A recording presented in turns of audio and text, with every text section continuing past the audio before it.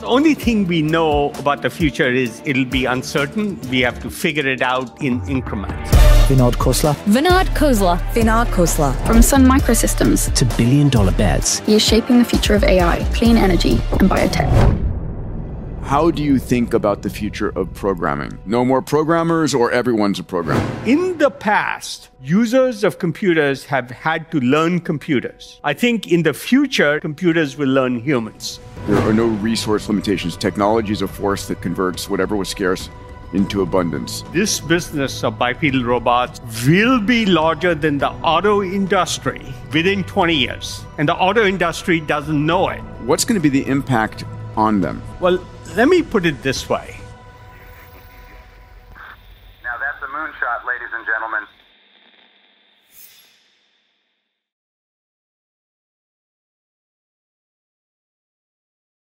Welcome, Vinod. Thank you. It's been too long.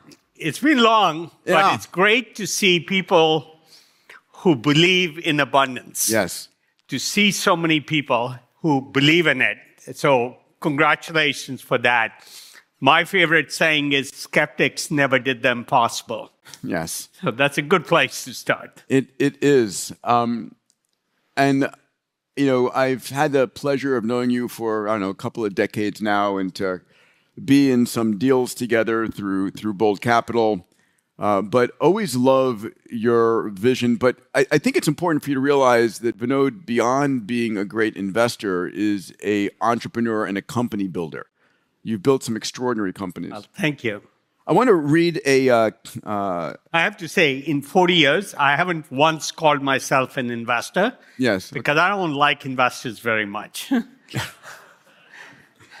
So in December 23, I have a wide range of questions. I'll try and get through as many as we can. And please take your questions down for Vinod, because we'll be going to Q&A with him and Brett shortly. So December 23, you predicted 1 billion bipedal robots by 2040, and that the robots would play a larger role than the auto industry.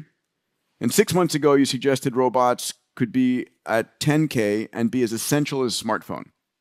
So coming off of Brett's presentation, talk to me about your thoughts on I think Brett is right. It is going to be a large business. And from a situational awareness point of view, how many people have read the situational awareness paper? It's well, amazing. For the rest of you, you should read it. Yeah. And if you don't want to read the whole thing, grab the paper, put it in Notebook LM, and listen to the podcast. That's a good idea. I'm serious. It is. It's an extraordinary paper. Yeah, it is extraordinary.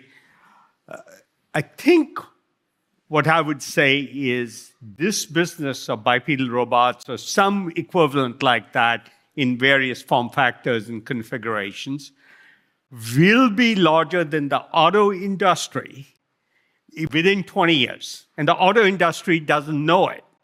So if we have 1 billion bipedal robots, and I think that's an underestimate. I agree with you. First, these robots will do more work than all of the manual labor humanity does across 7 billion people today. Right? And there may be many more than 1 billion. And they'll be working 24/7, not 8 hours with breaks. Yeah. So the capacity for labor goes up dramatically, while AGI, we can address that, increases the capacity for human thinking and human expertise, which will essentially be free. We can come back to that. But it's such a large opportunity that very few people, and almost nobody in the group that should understand this, which is the auto industry, their biggest opportunity has failed to recognize it, except Elon. He's doing robots. Yeah, Elon says it will be bigger. It will be the biggest part of Tesla will be Optimus.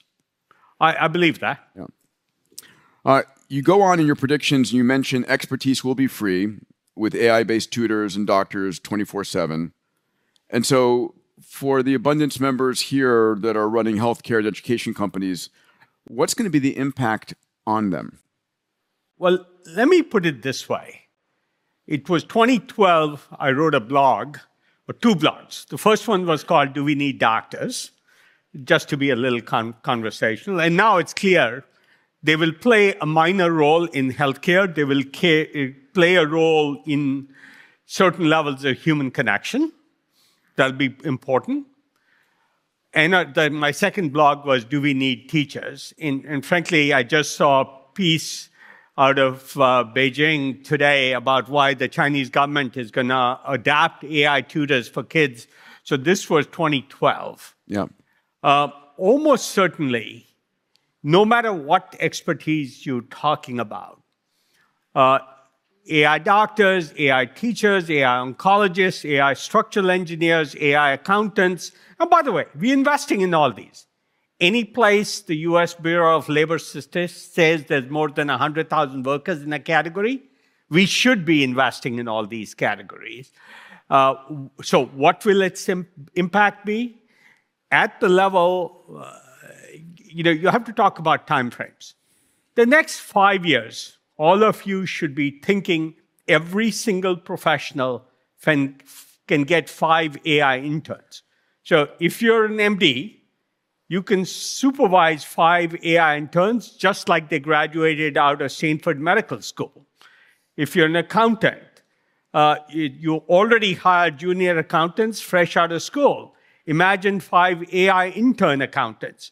And whether they grow up in 3 years, 5 years, or 10 years, a little hard to predict. It'll vary by category. But that's a good model to think about, first leveraging expertise. But the more interesting question that I've asked a number of boards I speak to in the healthcare business is, if all expertise were free, how would you design a healthcare system? And I think that's the right question. That's the right model. That's the right model for if you're a healthcare provider of any sort. But let me go a little further and say at the national policy level, if a farm worker and an oncologist have exactly the same expertise up-level to what an AI has, how do you pay people? Interesting question to ask. Everybody, I hope you're enjoying this episode. Earlier this year, I was joined on stage at the 2025 Abundance Summit by a rockstar group of entrepreneurs, CEOs, investors, focused on the vision and future for AGI, humanoid robotics, longevity, blockchain, basically the next trillion-dollar opportunities. If you weren't at the Abundance Summit, it's not too late. You can watch the entire Abundance Summit online by going to exponentialmastery.com. That's exponentialmastery.com. You've said that the most consumer access of the internet could be agents acting for consumers. I don't think my agent is going to be interested in Google Ads or is interested in a TV commercial of somebody with white teeth on a toothpaste. What happens to advertising if agents are doing the buying? I actually might disagree. Okay. First, I'd say the one thing that's clear is the level of unpredictability in all this, including what I say. Okay.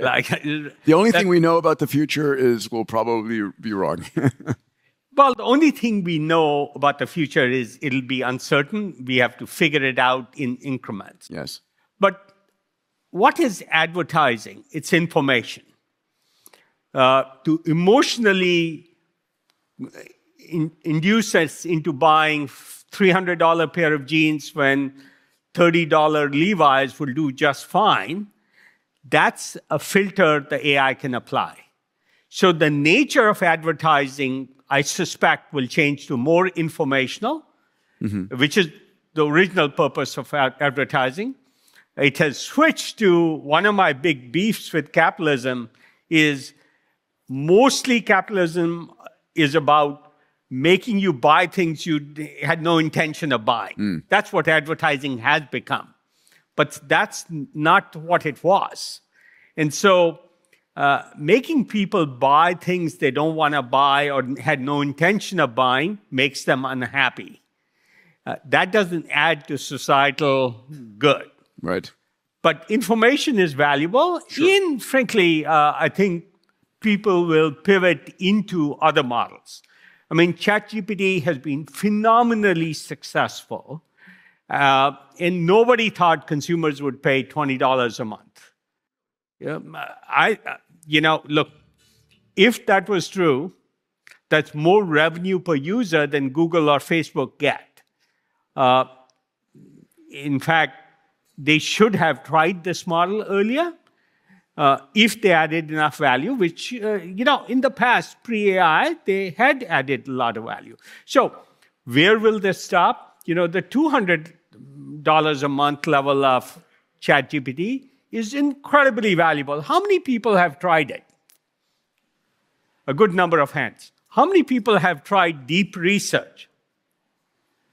Yeah, it is amazing. Like, it is way more valuable. I'll tell you a fun story. My chief of staff is a PhD in viral immunology, and we were researching a particular application, like a developmental model, a model for developmental biology, a fundamental foundation model for developmental biology. She did an 18-page report for me, including recommending what indications to go into. After she'd finished, I said, just enter into deep research and give it some time to think. Coincidentally, it came back with an 18-page report and the same two end disease indications to go after. Now, that's mind-blowing. It is. How much did you pay deep research for that? Not a lot. Not a lot. Well worth it for anybody who hasn't tried it. I was just talking to the CFO of, so I gave you a very technical example. I was talking to the CFO of OpenAI, and she was talking to a retailer. You've been a big investor supporter of OpenAI. Yeah, we committed in 2018. Yeah. And you have to believe in things, and I believed in it enough to make the largest initial investment I'd ever made by a factor of 2. Wow. In 40 years of venture capital, I'd never even made an investment half the size because I was a believer. That's turned out well. Yeah, it has turned out very well. But my point is, this retailer's CEO was talking to her, and he said he had just finished a large strategy review on what products to add to their retail operation.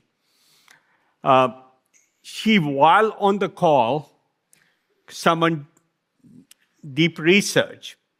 It came back with a report she gave to him almost instantly, tens of minutes. And he said, to be honest, this was a better report than my strategy team produced over the last however many months. So we are at a transition point. And I think that's one of the things I tell people, you're not using this technology even a fraction of your potential, right? Is it open in every board meeting? Is it open in every executive meeting? Are you giving it the same challenges you're giving your team? Let's talk about... Look, the other thing I want to add is the range of applicability is large. From what products should a retailer add? Yes. To, I was sitting in a scientific meeting for a couple of days, multiple days. Small group of scientists going after a particular topic of personal interest to me, so I sat in. And anything I didn't understand, ChatGPT was able to explain to me, where I could really not only follow the conversation, but ask not so dumb questions. Yeah. I mean, it is a superpower. And one of the things I love, I keep on mentioning this, is the ability to ask it to look at something from a completely different perspective, right? And my favorite is like, how would Steve Jobs answer this question? Yeah. And we are so limited inside our organization by the knowledge and the opinions that we have in our team that why would you limit yourself in that way? Well, the best example is the row 37 example. Yes, of course. Centuries of humans hadn't come up with the row 37 example because we look incrementally upon what others have done, not think outside the box. So that's a real massive accelerator for humanity pretty soon when AI does science and scientists and things. Do you believe that most Nobel Prizes in the future will get basically derived from AI-human partnerships or AI alone? Possibly AI alone. Yeah. I think that will happen. Now, whether us humans will recognize it as such? recognize AI as capable of winning a Nobel Prize, that's a human limitation. But that's also true in most creative tasks. Right? Let's go into programming. So probably the single area that's had the most success with the LLMs besides just written word has been programming. Mm-hmm. How do you think about the future of programming? Is it a future of no more programmers or everyone's a programmer? Both. So we investors, to be fair, in cognition. That doesn't give you a co-pilot like Microsoft does for a programmer. It does the programming for you. And their model is very much what I explained earlier. They'll give you a software intern who can program, an intern programmer today. And they'll grow up in seniority and experience over time. At the other end, we investors in Replit. Which company? Replit. Yep. So you don't need to know anything about programming or even know the names of the language you're coding in. You just speak in English language, and it codes for you. So whether you're an individual, your son or daughter asks you a particular question, you want to build a model of the planetary system, you just code it in Replit without ever having touched code or knowing anything about coding. That, as well as, if there's an employee in a large enterprise, and this is starting to happen, every employee can write their own applications without going to IT. So any of you who worked in large companies and need to go through IT and security reviews and all that other stuff, know how freeing it is if you don't have to deal with IT at all. You can just program your apps in English language. So there's a fundamental thing I like to say. Please. In the past, users of computers have had to learn computers. You get trained on SAP or Oracle or Workday or your favorite application. I think in the future, instead of humans learning computers, computers will learn humans. And humans won't have to adapt to how a program works. The notion of a menu will go away, I think. It was about 13 years ago, I had my two kids, my two boys, and I remember at that moment in time, I made a decision to double down on my health. Without question, I wanted to see their kids, their grandkids, and really, during this extraordinary time where the space frontier and AI and crypto is all exploding, it was like the most exciting time ever to be alive. And I made a decision to double down on my health. And I've done that in three key areas. The first is going every year for a Fountain upload. Fountain is one of the most advanced diagnostics and therapeutics companies. I go there, upload myself, digitize myself, about 200 gigabytes of data that the AI system is able to look at to catch disease at inception. Look for any cardiovascular, any cancer, any neurodegenerative disease, any metabolic disease. These things are all going on all the time, and you can prevent them if you can find them at inception. So super important. So Fountain is one of my keys. I make that available to the CEOs of all my companies, my family members, because health is the new wealth. But beyond that, we are a collection of 40 trillion human cells and about another 100 trillion bacterial cells, fungi, viri, and we don't understand how that impacts us. And so I use a company and a product called Viome.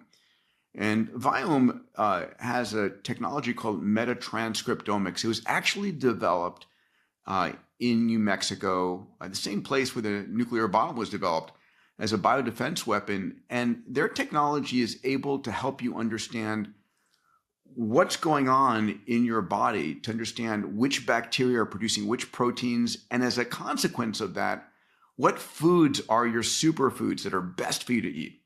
Or what foods should you avoid, right? What's going on in your oral microbiome? So I use their testing to understand my foods, understand my medicines, understand my supplements. And Viome really helps me understand from a biological and data standpoint what's best for me. And then finally, feeling good, being intelligent, moving well is critical, but looking good. When you look yourself in the mirror, saying, I feel great about life is so important, right? And so a product I use every day, twice a day, is called OneSkin, developed by 4 incredible PhD women that found this 10 amino acid peptide that's able to zap senile cells in your skin and really help you stay youthful in your look and appearance. So for me, these are 3 technologies I love and I use all the time. I'll have my team link to those in the show notes down below. Please check them out. Anyway, I hope you enjoyed that. Now back to the episode. I remember early on, the Palm Pilot had us adapting to it to have the proper language. And then finally, the computer got smart enough to adapt to us. Energy. Energy is one of the single most important things from so many. It tips health. It tips AI. It tips everything. You've been a huge investor, proponent across a multitude of different energy investments. How are you thinking about where we're in the near term and the middle term? Well, so I am pretty optimistic about energy and about climate solutions. So let's talk about energy. Coincidentally, the year we committed to OpenAI, which was 2018, we made 2 other investments I'm very proud of. One was Commonwealth Fusion. Yes. Happened to be the same time. They weren't orchestrated. I didn't connect. AI will need more power, so it wasn't that visionary. And the third was another one of my favorites, which hopefully we'll have time to talk about, public transit using AI. It completely upends every assumption about public transit. There is no chance if you have a chauffeured car, it'll be more convenient than public transit. That's the world we are going towards. I suspect most cars in most cities will be replaced by 2050, but let's talk about energy. So let's talk about, Commonwealth is a fusion company. Last time I looked, Vinod, there were it blows me away. There was something like 40 VC-funded fusion companies, which I would have never imagined. Yeah. Well, you couldn't imagine that till 2018. Nobody wanted to fund fusion. Yeah. I won't name the names who said never to me when we funded it. They said, you're being ridiculous. It's 50 years. Yeah. So it's always been 50 years in wait and holding. Yeah. And the Department of Energy didn't want to talk about fusion as an energy source when I visited them. We invested anyway. Almost certainly, this won't be a question in 5 years. So my current perspective is everything we can make happen by 2030. By 2030, nobody will be debating whether fusion's an economic possibility. There may be some question of exactly how much it costs. Educate us 1 second on Commonwealth. Where are they? What have they been able to demonstrate? So, without going into details, they expect to demonstrate positive energy. Net energy output. Net energy output by early 2027 and start soon thereafter the construction of their first plant. And they've announced a site for it. In the interest of time, let me just say, they won't build fusion power plants. The fastest way to deploy fusion, I believe, one of my forecasts is, we will replace every coal and natural gas plant in this country by just repowering the boiler. So we'll have a fusion boiler. Love that vision, by the way. The environmentalists who say, well, we need to shut down all the coal plants. I think we will repower them with fusion boilers and maybe a turbine change and steam conditions. There's lots of technical detail. But you don't need 10 years of permitting, 10 years of getting a grid connection, power lines, all that stuff. You just retrofit the same locations. That's why I'm optimistic. This won't be a problem. There's another technology that nobody's talking about. Please. Geothermal. Yes. We've toyed at the edges. We need better drilling. Yeah. So turns out the same well, if it's at 200 degrees or 250 degrees, which is almost all geothermal anywhere in the world today, produces a certain amount of power. But you take that drill to 400 degrees or 450 degrees, you get 10 times the power out of the same well. Suddenly, super hot geothermal, as it's called, is cheaper than natural gas. And I think that'll be deployed well before 2030. We have two different efforts. The hard part is drilling at high temperatures because metal becomes soft and metal can't drill in hard rock. And sometimes hard rock is hard to frack. Both those technologies are well on their way and will surprise us in how much power they can generate. Do you want to jump into cultured meat? Do you want to dive into transportation? What are you most excited about? I'm very excited about transportation. Let's go there. What does it look like? I want to go from point A to point B in the future. Yeah. So here's what it looks like. First, let me start by what it shouldn't be and what the right role for self-driving cars are. When we added Uber to cities, what happened? Congestion increased. Simulate driverless cars and it'll increase even more. So we'll have gridlock but people won't be driving.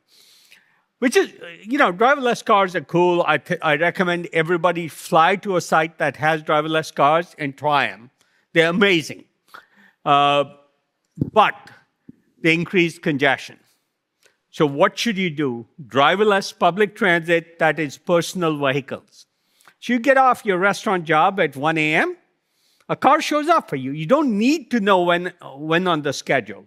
Why? Because there's no driver, so your cost is zero to have a car available when you show up, not when the public transit is scheduled. It gets to where you're going, independent time of day, traffic lights, doesn't stop anywhere, gets to your destination and drops you off. And because it's personal, nobody gets picked up or dropped off along the way. So it will always be faster than a chauffeur-driven car. That's the right use of self-driving. And then off these fixed routes is when a Waymo might make sense for the last mile. And I think it has a useful purpose. But here's the fundamental thing. What is the one thing, if you ask basic question, that's limited in cities? It's street widths. Only one thing limited, everything else you can change. And so if you can increase the throughput of streets, because you're not going to destroy the buildings on both sides of a street, you got solved congestion. Turns out, with a self-driving system like this, if you model it, it can 10x the capacity of a street by building more capacity than light rail in a bicycle lane width. That's the system we are designing. It can run in bicycle lanes on the road in cordoned off areas, not interacting with other traffic because that's key to throughput.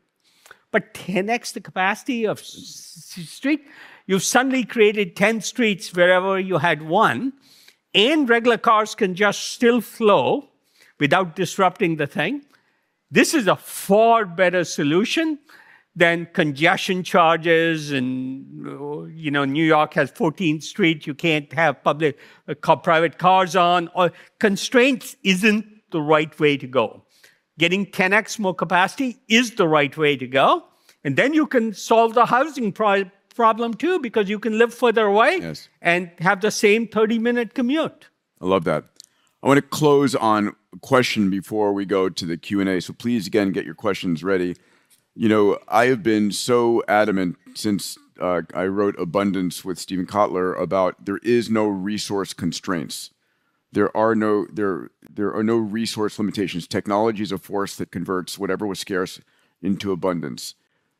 I think you agree with that. I 100% agree with that. And I would urge somebody to ask me the question that always gets asked. Well, we have restricted amount of minerals or metals or ores. Turns out it's a constraint because we are not looking or not looking with the right tools. So we have a separate effort to look under the Earth's surface for minerals and metals we've only mined stuff that's on the surface mostly. The most convenient stuff you run into. Yes. Yeah, accidentally run into. Yeah. And if we can look a kilometer under the Earth's surface, we'll have plenty of abundance of minerals, metals, cobalt, lithium, whatever you're looking for. Yeah, amazing.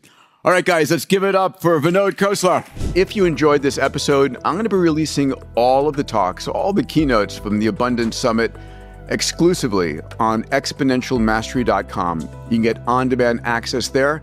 Go to exponentialmastery.com.